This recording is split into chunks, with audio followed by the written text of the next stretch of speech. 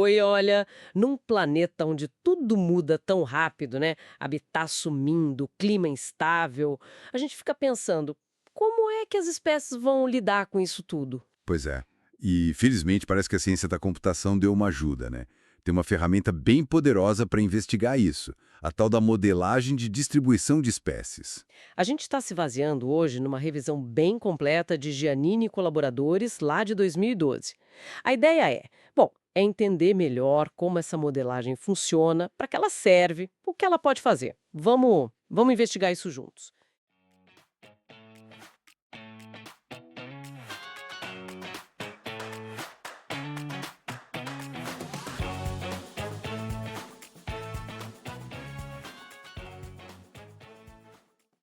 Então, de forma simples, o que é isso?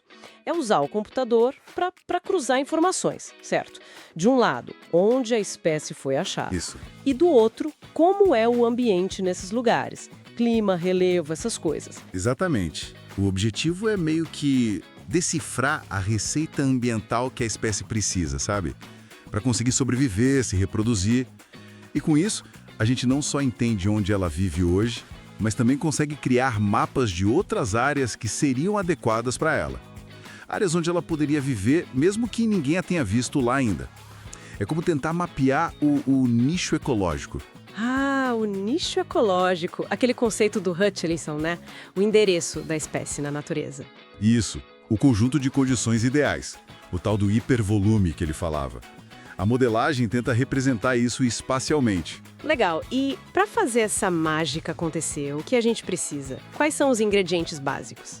Bom, primeiro os pontos de ocorrência, onde a espécie foi registrada. Isso vem de museus, de coletas em campo, até de ciência cidadã hoje em dia. Certo. E o outro ingrediente? As variáveis ambientais. São mapas digitais, né? Coisas como temperatura média, quanta chuva cai, altitude.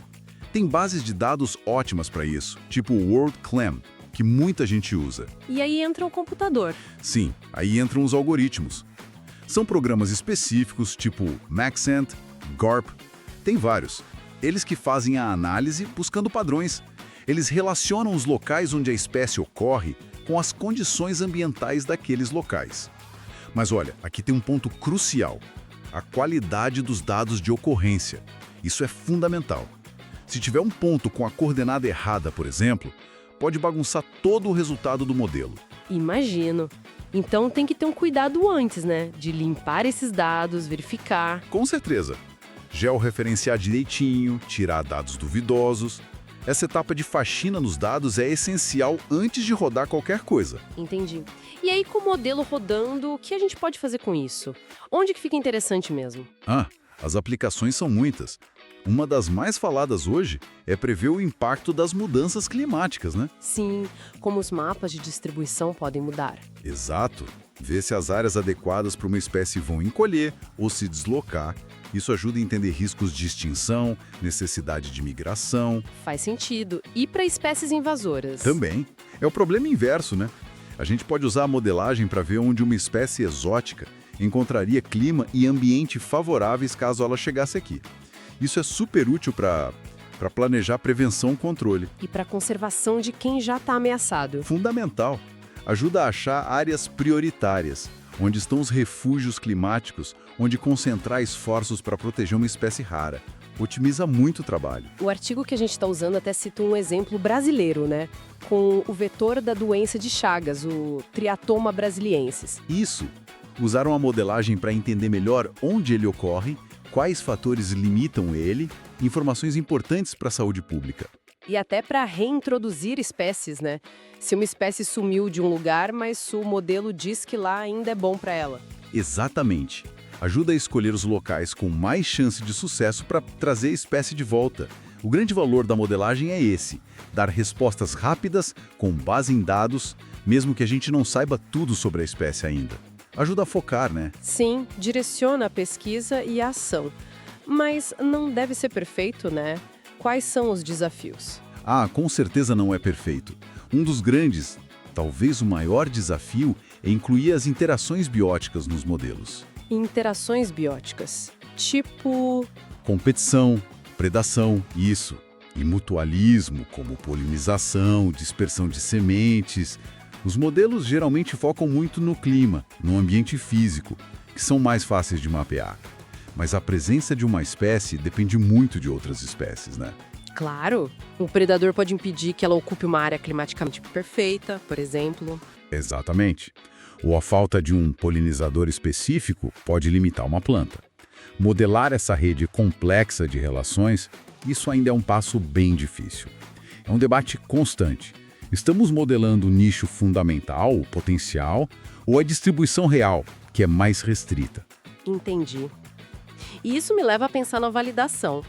Como saber se o modelo funciona? Ótima pergunta. Não adianta nada ter um mapa, por mais bonito que seja, se ele não reflete a realidade minimamente bem. A gente precisa validar. E como se faz isso? Tem várias formas. Uma comum é usar dados independentes. Tipo, você guarda uma parte dos seus registros de ocorrência, roda o modelo sem eles e depois vê se o modelo acertou ou prevê a presença nesses pontos que ficaram de fora. Ah, um teste cego, digamos. Isso.